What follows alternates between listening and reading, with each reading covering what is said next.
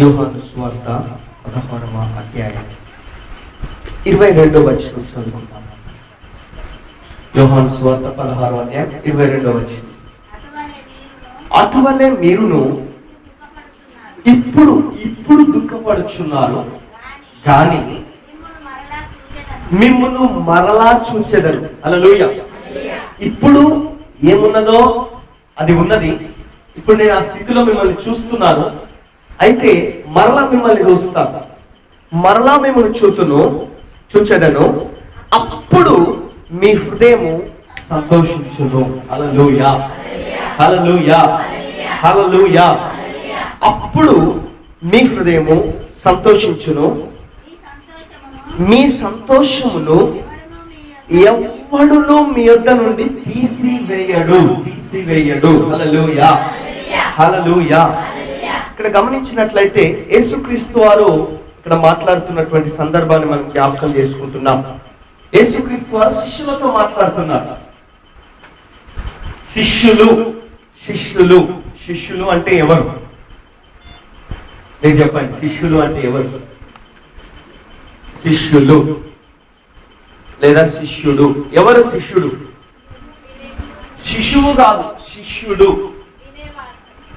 వినేవాడు. ఏం వినేవాడు? అలా స్పష్టంగా చెప్పాలి, చెప్పురా. వినేవాడు అంటే ఏం వినేవాడు? శిష్యుడు. ఓకే, వినేవాడు శిష్యుడు. ఇంకెవరు చెప్తారు చూద్దాం. శిష్యుడు అంటే ఎవరు చెప్పాలి, మాట్లాడాలి. ఆయన చెప్పింది చేసేవాడు శిష్యుడు. ఓకే, ఇంకా శిష్యుడు అంటే కుమారుడు. ఇంకా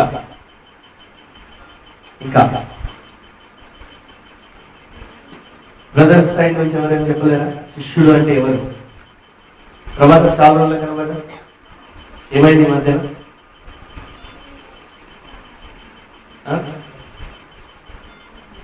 దేవుని సన్నిధిలో మనము తీవ్రంగా ఉండటం మంచిది. హల్లెలూయా. చెప్పండి, శిష్యుడు అంటే ఎవరు? సరే, మీరు చెప్పట్లేదు కాబట్టి నేను చెప్పేస్తాను. హల్లెలూయా. వెంబడించేవాడు శిష్యుడు. హల్లెలూయా. కరెక్టే, మీరు చెప్పింది కరెక్టే. వినేవాడు అవన్నీ కరెక్టే, కానీ ఎగ్జాక్ట్ ఖచ్చితమైనటువంటి అర్థం శిష్యుడు అంటే ఎవరంటే వెంబడించువాడు. హల్లెలూయా. చెప్పనమ్మా, ఎవరు శిష్యుడు? వెంబడించేవాడు శిష్యుడు. సో ఇప్పుడు శిష్యులతో మాట్లాడుతున్నాడు. ఇక్కడ ఈ సందర్భంలో యేసుక్రీస్తు వారు శిష్యులతో మాట్లాడుతున్నాడు. అయితే మాట్లాడుతూ ఏమంటున్నాడంటే 20వ వచనం నుంచి చూద్దాం. పైన 20వ వచనం నుండి చూద్దాం. మీరు ఏడ్చి ప్రలాపింతురు గాని లోకము సంతోషించు. చూడండి పరిస్థితులు ఎలా ఉన్నాయో చెప్తున్నాడు ఇక్కడ. మీరేమో ఏడ్చి ప్రలాపిస్తూ ఉన్నారు, లోకం ఏం చేస్తుంది? సంతోషిస్తుంది. సాధారణంగా చూస్తే పరిస్థితులు అలాగే ఉంటాయి. లోకంలో ఉన్న వాళ్ళేమో మంచిగా జల్సాలు చేస్తూ ఉంటారు, తిండి తాగుతూ ఉంటారు, ఎంజాయ్ చేస్తూ ఉంటారు. కానీ దేవుని సన్నిధిలో ఉన్నవారు అనేక సందర్భాల్లో ఏడ్చి ప్రలాపిస్తూ ఉంటారు. హల్లెలూయా. మీరు ఏడ్చి ప్రలాపింతురు కానీ లోకము సంతోషించును. మీరు దుఃఖింతురు గాని మీ దుఃఖము సంతోషము అగునని మీతో నిశ్చయముగా చెప్పుచూ ఉన్నాను. హల్లెలూయా. ఏమవును? మీ దుఃఖము సంతోషము అగును. చెప్పండి, నా దుఃఖము సంతోషము అగును. నా దుఃఖము సంతోషము అగును అంటే ఏంటి? దుఃఖంలాగే మిగిలిపోదు, దుఃఖంలాగే ఉండిపోదు, నీ పరిస్థితి లాగే ఉండిపోదు, దానిలో మార్పు వస్తుంది.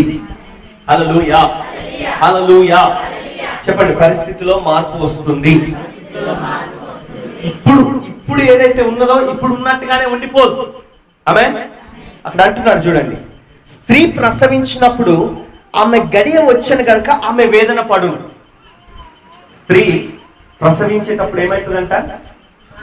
ఆమె గడియ వచ్చింది కనుక ఆమె వేదన పడుతుందంట, భయంకరమైన వేదన. హల్లెలూయా, హల్లెలూయా. అయితే ఆమె వేదన పడును గాని అయితే శిశువు పుట్టగానే లోకమందు నరుడు ఒకడు పుట్టెను అను సంతోషం చేత ఆమె ఆ వేదన మరి జ్ఞాపకం చేసుకొనదు. హల్లెలూయా. ప్రసవించే టైంలో వేదన ఉంటది స్త్రీకి, కానీ శిశువు పుట్టగానే ఆ వేదన అంతా మర్చిపోతుందంట తల్లి. హల్లెలూయా, హల్లెలూయా, హల్లెలూయా. ఆ గర్భంలో ఉన్న ఆ శిశువు బయట పడే వరకే వేదన. గర్భంలో ఉన్న శిశువు బయట పడ్డాడు అనుకోండి, నో వేదన.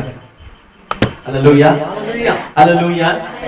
మీ ప్రార్థనలో మీరు ప్రసవ వేదన పడుతుండొచ్చు కొన్నిసార్లు, మీరు దుఃఖపడుతూ ప్రసవ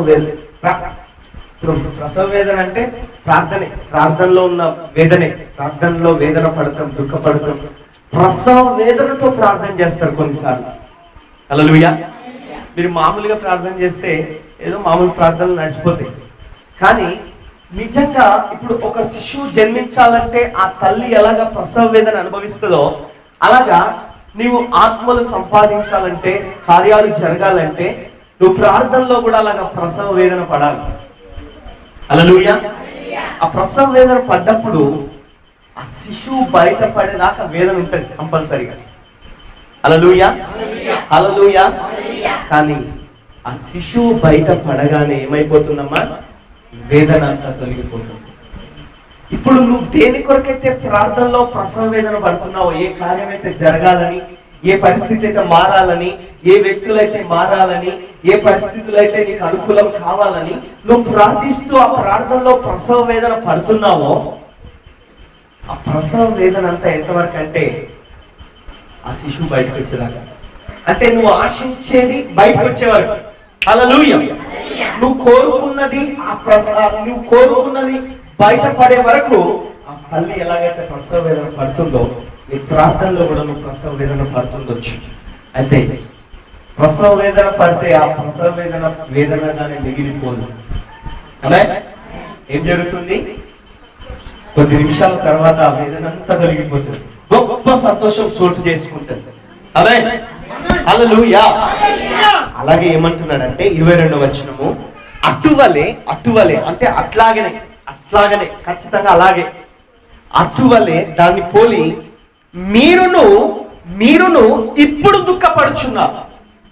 అంటే దుఃఖాన్ని దేంతో పోల్చాడంటే స్త్రీ యొక్క ప్రసవ వేదనకు పోల్చాడు.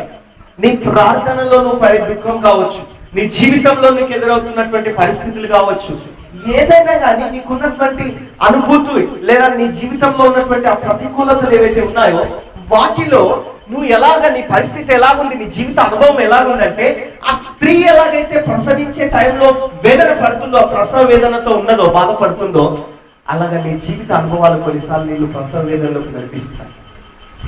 అయితే ప్రసవ వేదన ఇప్పుడు నువ్వు పడుతున్నంత మాత్రాన నీ జీవితాంతం ఇక ఇదే ప్రసవ వేదనతో మిగిలిపోతావని కాదు.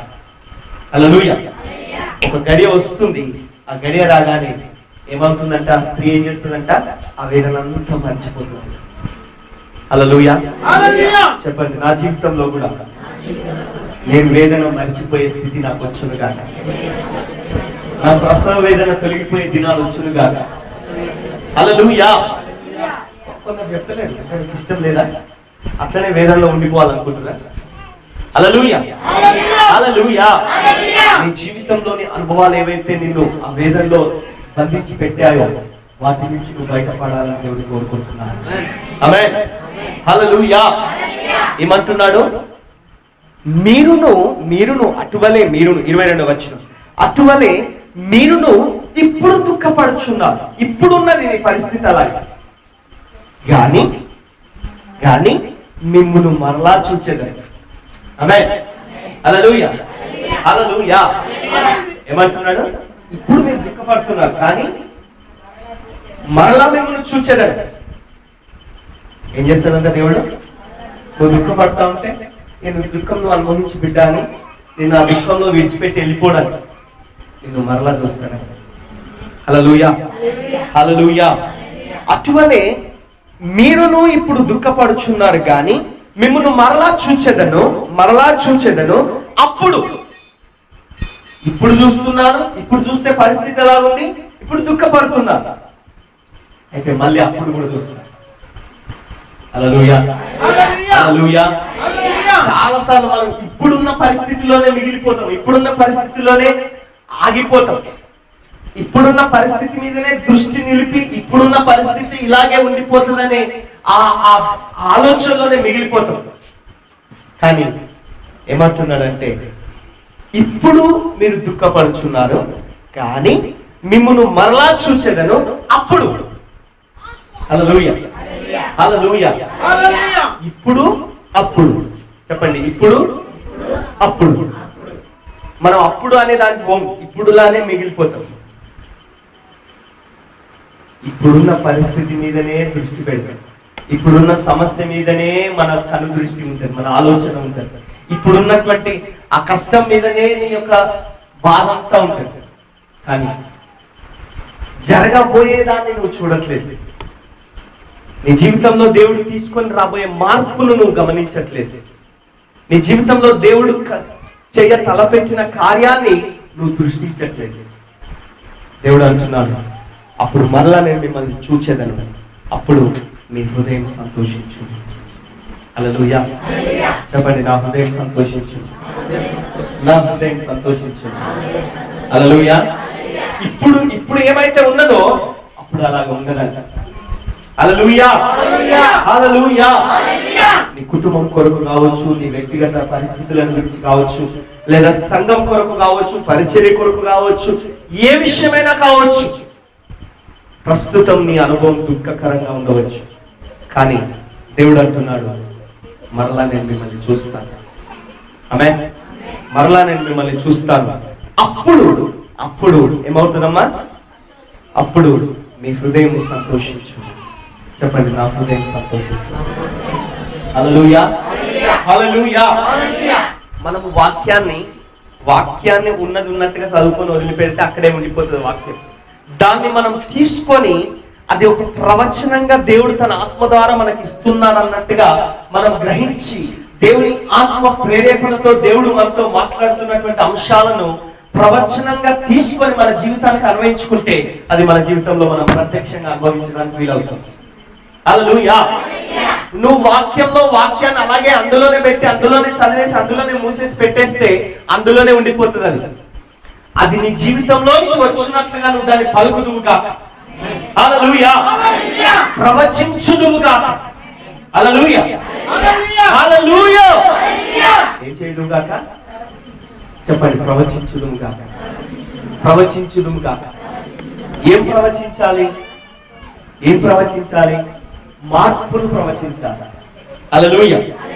మనం ఏం చేస్తాం? ఇప్పుడు అన్న దగ్గరే మిగిలిపోతాం. కానీ నువ్వు ప్రవచించి, నువ్వు విత్తనం లాగా మాటను విత్తి, నువ్వు దేవునికి అప్పగించుకొని కనిపెడితే నీ జీవితంలో అది ప్రత్యక్షంగా నువ్వు చూడబోతున్నావు. హల్లెలూయా, హల్లెలూయా. ఇప్పుడు తర్వాత ఏముంది అక్కడ? అప్పుడు అంటున్నాడు, అప్పుడు నీ హృదయం సంతోషించును అన్న తర్వాత ఏమంటున్నాడు చూడండి, మీ సంతోషమును ఎవ్వడునూ మీ వద్ద నుండి తీసివేయలేడు. హల్లెలూయా, హల్లెలూయా, హల్లెలూయా. దేవుడు నీకు ఇస్తాడు సంతోషం, అయితే నువ్వు ఇచ్చిన దాన్ని పెట్టుకోవాలి, నీ దగ్గర దాన్ని పట్టుకోవాలి. హల్లెలూయా. నువ్వు దాన్ని భద్రం చేసుకోవాలి, దాన్ని కాపాడుకోవాలి. లేకపోతే ఎవడైనా మీ దగ్గర నుంచి తీసేసే అవకాశం ఉంటుంది. ఏమన్నాడు ఇక్కడ? మీ సంతోషమును ఎవడును మీ యొద్ద నుండి తీసివేయడు. ఆమేన్, హల్లెలూయా. దేవుడు ఎలాంటి సంతోషాన్ని నీకు ఇవ్వాలనుకుంటున్నాడంటే, ఆయన ఇచ్చిన దాని నుంచి ఆయన ఇచ్చింది నీ దగ్గర నుంచి ఎవరు తీసేయడానికి వీల్లేదంట. హల్లెలూయా, హల్లెలూయా. నువ్వు అవకాశం ఇచ్చి నువ్వు తీసేసుకుంటే ఆయన ఏం చేయలేడు. కానీ దాన్ని తీసేయడానికి ఎవరికి నువ్వు అవకాశం ఇవ్వకుందుగా, దేనికి నువ్వు అవకాశం ఇవ్వకుందుగా, అది నువ్వు ఆయన నీకు ఇచ్చాడు, దాన్ని నువ్వు కలిగి ఉందుగా, దాన్ని అనుభవించుదుగా, దాన్ని కలిగి వర్ధిల్లుదుగా, దానిలోనే జీవించుదుగా, అదే అనుభవం నువ్వు కలిగి ఉందుగా. హల్లెలూయా, హల్లెలూయా, హల్లెలూయా అని అంటున్నాడు. మీ సంతోషమును ఎవ్వడి యొద్ద నుండి తీసివేయడు, తీసివేయడు, తీసివేయడు. నువ్వు అవకాశం ఇస్తే తప్ప ఎవరికి ఛాన్స్ ఉండదు. హల్లెలూయా. దేనికి? దేవుడు మీకు ఇచ్చిన సంతోషాన్ని మీ దగ్గర నుంచి తీసేయడానికి ఎవరు తీసేసే అవకాశం లేదంట. ఎందుకంటే ఎవరో తీసేసేది అయితే ఆయన ఇచ్చిన దాంట్లో నీకు ప్రయోజనం ఏముంటుంది కనుక ఆయన ఇచ్చింది నువ్వు కలిగి ఉండవు కాక. హల్లెలూయా. ఆయన ఇచ్చేది ఎలాంటిది? ఎవరు తీసివేయనటువంటి సంతోషం. హల్లెలూయా. అంటే దాని అర్థం ఏంటంటే ఆయన ఏదైతే నీ జీవితంలో జోక్యం చేసుకొని కార్యం జరిగించి ఆశీర్వదించి లేదా నీకు ఇచ్చిన సంతోషం ఏదైతే ఉంటుందో దాన్ని ఎవరు ప్రభావితం చేయలేరని, ఏ పరిస్థితి కూడా ప్రభావితం చేయలేదని. అలాంటి సంతోషాన్ని మన జీవితాల్లో దేవుడు మనకి ఇవ్వాలని కోరుచున్నాం. హల్లెలూయా.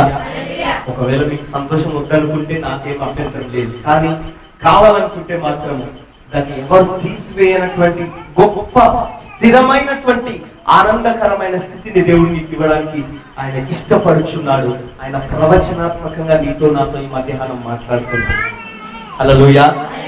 దాన్ని మనం పట్టుకుందాం గాక, దాన్ని మనం తీసుకుందాం గాక, దాన్ని మనం పొందుకుందాం గాక, దాన్ని మనం కలిగి ఉందాం గాక, దాన్ని మనము విడిచిపెట్టకుందాం గాక. హల్లెలూయా. ఇప్పుడు మనం ఓ 10,000 పెట్టి ఏదైనా మంచి వస్తువు కొనుక్కున్నాం అనుకోండి, మనం అలా గాలికి వదిలేస్తే ఎవడన్నా వచ్చి తీసుకుపోతుంది.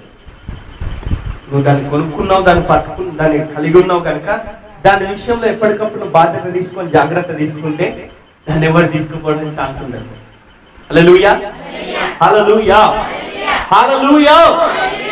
కనుక మనం జాగ్రత్త తీసుకొని దేవుడు మనకి ఇచ్చిన ఆ సంతోషకరమైనటువంటి జీవిత అనుభవాలు పరిస్థితులను బట్టి, అంటే నువ్వు పరిస్థితికి అవకాశం ఇస్తే పరిస్థితి వచ్చి ఆ సంతోషాన్ని తీసేస్తుంది.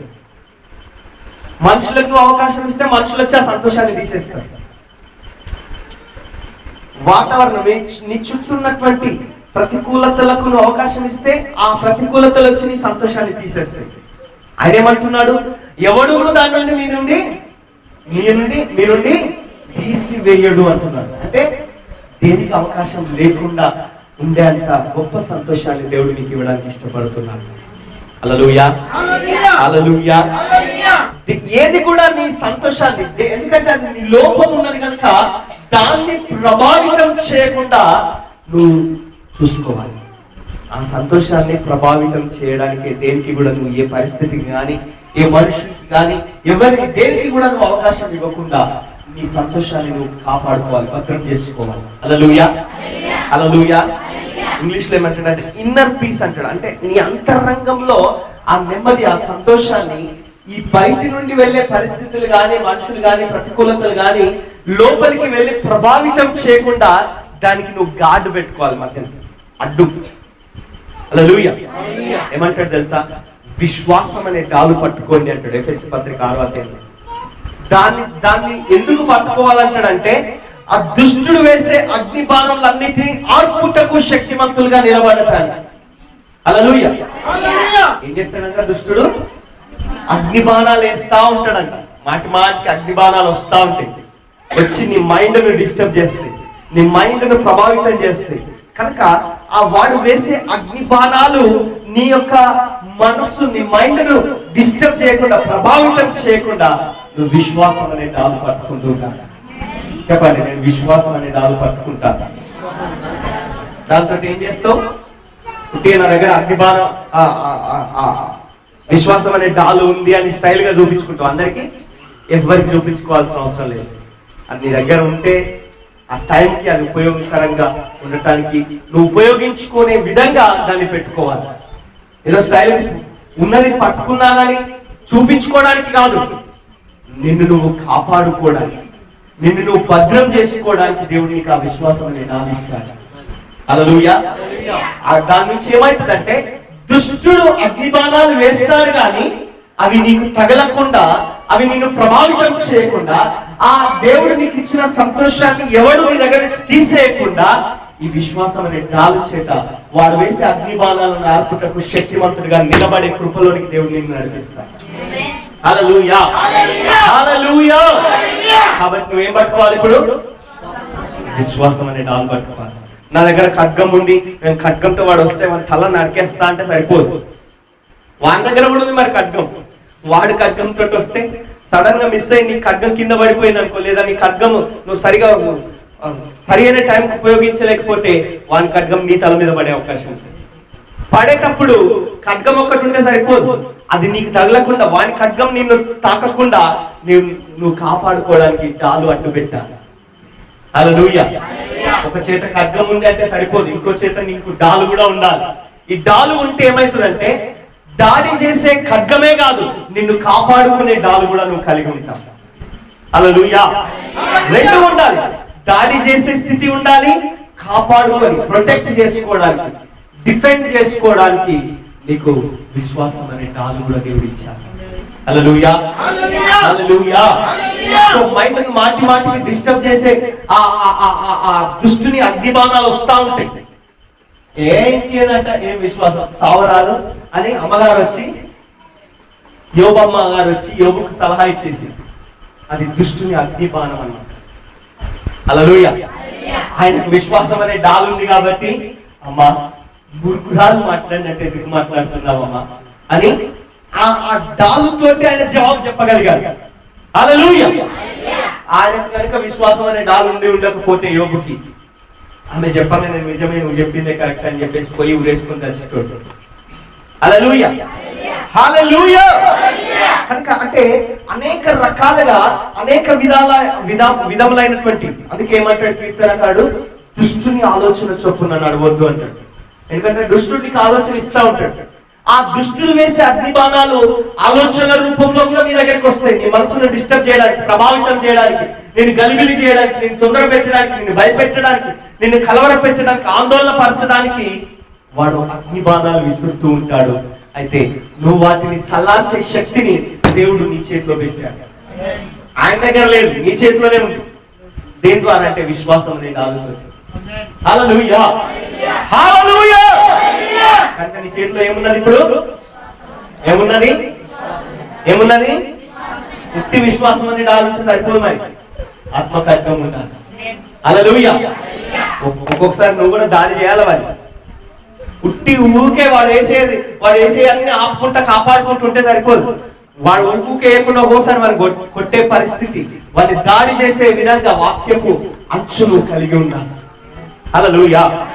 యేసుక్రీస్తు వారి దగ్గరికి సాతాను వచ్చినప్పుడు, ఆయనను శోధించినప్పుడు, ఆయనను రకరకాల సలహాలు ఇచ్చి ఆయనను శోధించడానికి ప్రయత్నం చేసినప్పుడు ఆయన ఆత్మ ఖడ్గం వాడింది.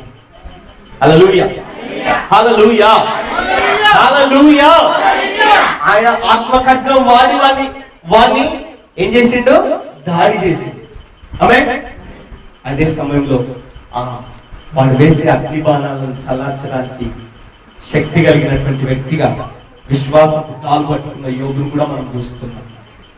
ఇద్దరున్నారు. యేసయ్యనేమో సాతాను దాడి చేశాడు, వాక్య ఖడ్గంతో దాడి చేశాడు. హల్లెలూయా, హల్లెలూయా, హల్లెలూయా. నీ దేవుడు ఒకవేళ దేవదూతలు వచ్చి నీ పాదములకు రాయి తగలకుండా నేను కాపాడుతారని వాగ్దానం ఉంది కదా, ఇక్కడ నుంచి దురుకునాయన ఏం కాదు, నీకు దేవదూతలు వచ్చి పట్టుకుంటారు, నీ పాదాలకు రాయగలగరు, ఆయన దూతని పంపిస్తాడు, నీకు భద్రత ఉంది, నీకు వాగ్దానం ఉంది అని ఏమేమో కథలు చెప్పిండు సాతాను గారు చేసే దగ్గర. కరెక్టే కదా, నిజమే కదా, నాకు వాగ్దానం ఉంది కదా, నాకు అది ఉంది కదా, ఇది ఉంది కదా అనుకొని యేసయ్య సాతాను గారు చెప్పగానే పోయి దుంకలేదు, దూతలు వచ్చి కాపాడుతారని అనుకొని దుంకలేదు. ఏమన్నాడు తెలుసా? నీ దేవుడనే యెహోవాను శోధించొద్దు అని కూడా రాయబడి ఉన్న వాక్యంలో. కాపాడుతాడు నాకు తెలుసు, దూతలు ఉన్నారు నాకు తెలుసు, కానీ అలాగని ఎప్పుడు పడితే అప్పుడు దొరికితే నా ఇష్టం వచ్చి ఆయన పరీక్షించి చూస్తా కాపాడుతాడో లేదో అని దొరుకుతా అంటే మాత్రం కాపాడు. హల్లెలూయా, హల్లెలూయా. నువ్వు ప్రమాదవశాత్తు కింద పడిపోతే నీ ఎముకలు ఇరగకుండా కాపాడే దేవుడు నీకున్నాడు. హల్లెలూయా, హల్లెలూయా, హల్లెలూయా. యేసుక్రీస్తు వారు సిలువ మీద వేలాడుతున్నప్పుడు ఏం జరిగిందో తెలుసా? ఆ కాలంలో అంటే ఎవరినైనా సిలువ వేస్తే వారు తట్టుకోలేక, వారు ఆ బాధను అనుభవించలేక తొందరగా చచ్చిపోవాలని వాళ్ళు ఎముకలు ఇరగొట్టేటోళ్ళంట సిలువ మీద. ఎముకలు ఇరగొట్టి వాళ్ళకు నొప్పి ఉండదు, ఇక ఆ బాధలు ఉండదు కనుక తొందరగా చచ్చిపోతారు. కానీ యేసయ్య ఎముకలు ఇవ్వబడలేదంట. హల్లెలూయా, హల్లెలూయా. నీ ఎముకలు విరగవు. చెప్పండి, నా ఎముకలు విరగవు. హల్లెలూయా. అందుకనే మీరు చూడండి, ఎప్పుడైనా ఏదైనా యాక్సిడెంట్ అయినా ఏదైనా ప్రమాదం జరిగినా చాలా మటుకు మనకు ఎక్కువ నష్టం జరగదు. ఎందుకంటే ఆయన దూతలు మన పాదములకు రాయి తగలకుండా కాపాడే దేవుడు మనకున్నాడు. ఆయన దూతలకు ఆజ్ఞాపిస్తాడంట. దూతలకు ఆజ్ఞాపించి దేవుడు మనకున్నాడు. హల్లెలూయా. దూతలకు ఆజ్ఞాపించును, నీతిమంతుల కాయును. దూతలకు ఆజ్ఞాపించును, నీతిమంతుల కాయును. హల్లెలూయా. ఏం చేస్తారమ్మా? పరిగెత్తు అక్కడికి, అక్కడ ప్రమాదం జరగబోతుంది, నా కుమారుడిని కాపాడు అని దూతలను పంపిస్తాడంట దేవుడు. హల్లెలూయా. పరిగెత్తు, నా భక్తుడు దానియేలు సింహబోన్లో ఉన్నాడు, ఆ సింహాలు ఏమైనా ఆయన ముట్టగలవు, తినేసేమో జాగ్రత్త, త్వరగా పరిగెత్తు అని దూతలు పంపిస్తే దూత వచ్చి ఆ సింహాల నోలను మూపించేశాడు. హల్లెలూయా, హల్లెలూయా, హల్లెలూయా. ఏ టైంలో ఏ అవసరతను బట్టి ఎక్కడికి దేవుడు ఏ దూతను పంపించాలంటే ఆ దూతను పంపిస్తారు. ఆమేన్. హల్లెలూయా, హల్లెలూయా, హల్లెలూయా. అయితే అలాగని దేవుడు దూతలు పంపిస్తాడు, కాపాడుతాడు. కాబట్టి మనం దుర్కుదామని సాతాను వేసే అగ్ని బాణానికి నువ్వు లొంగిపోతే ఆయన నిన్ను వచ్చి కాపాడేవాడు కాదు. అప్పుడు నువ్వేం చేయాలంటే ప్రతి దాడి చేయాలి. హల్లెలూయా. నువ్వు మళ్ళీ ఇంకొక వాక్యం చెప్పాలి, వాడికి నీ దేవుడిని శోధించొద్దని కూడా చెప్తున్నది కదా. నా దేవుడు నన్ను కాపాడుతాడని నాకు తెలుసు, కానీ నేనేం శోధించను. అవసరమైతే ఒకవేళ పడిపోయే పరిస్థితి వస్తే పడిపోకుండా కాపాడుతాడు, రాయి తగలకుండా దూతల్లో ఆజ్ఞాపించి నడిపిస్తాడు. కానీ నేను చూద్దాం, ఒకవేళ కాపాడుతాడేమో చూస్తా, కాపాడుతాడో లేదో అని పరీక్షించడానికి మాత్రం నేను ప్రయత్నం చేయను అని సాతాను గారితో యేసుక్రీస్తు వారు వాదించాడు. వాక్యంతో వారిని దాడి చేశాడు. హల్లెలూయా, హల్లెలూయా. నీకేముండును గాక, ఒక చేత ఏముండును గాక, ఆత్మ ఖడ్గముండును గాక. ఆమేన్. ఆత్మ ఖడ్గంతో వాణ్ణి దాడి చేయడానికి. అయితే అదే సమయంలో వాడు ఎప్పుడైనా నీకు అగ్ని బాణాలు వేస్తాడు, నీ మైండ్ డిస్టర్బ్ చేయడానికి, నీ మనసును గలిబిలి చేయడానికి, నిన్ను శోధించడానికి, నిన్ను బాధించడానికి అగ్ని బాణాలు వస్తా ఉంటాయి. అయితే వాటిని చల్లార్చడానికి, శక్తిమంతుడిగా ఉండటానికి దేవుడు నీకు విశ్వాసం అనే తాళించాడు. హల్లెలూయా, హల్లెలూయా, హల్లెలూయా. కనుక నువ్వు అవసరమైతే దాడి చేయొచ్చు. వాడు దాడి చేస్తే నువ్వు పడిపోకుండా నిలుపుకోవడానికి, కాపాడుకోవడానికి నీకు విశ్వాసం అనే తాళు కూడా ఇచ్చాడు. హల్లెలూయా, హల్లెలూయా, హల్లెలూయా. చెప్పండి, నా చేతిలో విశ్వాసం అనే డాలు ఉన్నది. నా చేతిలో విశ్వాసం అనే డాలు ఉన్నది. ఎందుకున్నది చూపించుకోవడానికి కాదు. నాకు చూసినవా ఎంత డాలు ఉందో, ఎంత పెద్ద డాలు ఉన్నదో చూసినవా అని స్టైల్ గా చూపించుకోవడానికి కాదు. వాడు వేసే ప్రతి అగ్ని బాణం చల్లార్చడానికి. హల్లెలూయా. నీ దగ్గర చేతిలో ఈ విశ్వాసం అనే డాలు పట్టుకొని వాడు వేసే ప్రతి అగ్ని బాణాన్ని చల్లార్చిన వరకు వాడు నీ సంతోషాన్ని దగ్గర నుంచి తీసేయలేడు. హల్లెలూయా. ఇక వాడు వేసే ప్రతి అగ్ని బాణానికి నీ మైండ్ డిస్టర్బ్ అయిపోయింది అనుకో, ఇక నీకు సంతోషం ఏడుందో చెప్పు. హల్లెలూయా, హల్లెలూయా, హల్లెలూయా. జీవిత అనుభవాలలో నుంచి దేవుడు నీకు నేర్పించే అంశం ఏంటంటే నీకు విశ్వాసం అనే డాలు ఉన్నది. దాంతో నువ్వు వాడు వేసే అగ్ని బాణాలని చల్లార్చే వ్యక్తిగా నిలబడే ఆ ధైర్యం, ఆ శక్తి, ఆ సామర్థ్యం దేవుడు నీకు ఇచ్చి ఉన్నాడు కనుక దాన్ని నువ్వు కలిగి నిలబడుతూ గాక. ప్రతిదానికి నువ్వు కుంగిపోకుందు గాక, ప్రతిదానికి నువ్వు నిరాశ పడకుందు గాక. కొందరు ప్రతి చిన్నదానికి నిరాశ పడిపోతారు, ప్రతి చిన్నదానికి కుంగిపోతారు. అంతేనా, అయిపోయిందనా, బతికితేనా అని కుంగిపోయే ఆ ఆలోచన. వాడు వేసే ప్రతి అగ్ని బాణానికి నువ్వు చల్లారిపోయే వ్యక్తిగా ఉండకుందు గాక. వాని అగ్ని బాణాలను నువ్వు చల్లార్చుదు గాక. హల్లెలూయా. దేంతో? విశ్వాసం అనే ఆలోచన, విశ్వాసం అనే ఆలోచన. హల్లెలూయా. ఆ కృప దేవుడు మనందరికీ దయచేయను గాక. ఆమేన్. హల్లెలూయా, సో దేవుడు నీకు నువ్వు ఇప్పుడున్న పరిస్థితి ఏదైతే ఉన్నదో అలాగే ఉండిపోతుంది. మరలా చూస్తారా, మరలా కార్యం చేస్తారా. అయితే అప్పుడు నీ పరిస్థితిలో మార్పు రాబోతుంది. అంటే అప్పుడంటే ఎప్పుడో 2000 సంవత్సరాల తర్వాత కాదు. హల్లెలూయా, హల్లెలూయా. నమ్మిన ఎడల దేవుని మహిమను చూసుకోవాలి. అవే యేసు ప్రభు సమాధి దగ్గర, లాజర్ సమాధి దగ్గర, మనం సమాధి దగ్గర పోదాం పదా అంటే ఇంకా సమాధి చూడడానికి తీసుకుపోతున్నామో పోదాంలే అని పోతారు వాళ్ళు. అక్కలు ఇద్దరు, మార్తా మరియ. పోయిన తర్వాత సమాధి చూసి కొంచెం అక్కడ మామూలుగా ఎవరైనా చనిపోతే సమాధి దగ్గర పోయి చూసి బాధపడి కొంచెం దుఃఖపడి వాళ్ళతోటి వాళ్ళ బాధలో వాళ్ళ దుఃఖంలో వాళ్ళతోటి కొంచెం నిలబడి ఓదార్చడానికి అన్నట్టుగా పోతారు కదా అని అన్నట్టుగానే యేసుక్రీస్తు వారు కూడా వారితో అలాగే వెళ్తున్నాడని వీళ్ళు అనుకుంటున్నారు. హల్లెలూయా, హల్లెలూయా, హల్లెలూయా. ఆయనేమో సమాధిలో నుంచి లాజరును లేపుదాం అనుకుంటున్నాడు. అవే లాజరును లేపి లాజరును తిరిగి బ్రతికించడానికి ఆయన వచ్చాడు. వీళ్ళు అనుకుంటున్నారు ఇంటి చూడడానికి వచ్చింది అనుకుంటున్నారు. సమాధి దగ్గరికి పోతుంది. హల్లెలూయా, హల్లెలూయా. మరలా చూస్తాడు. చూసినప్పుడు అప్పుడు నీ పరిస్థితి మారిపోతుంది. ఆమేన్.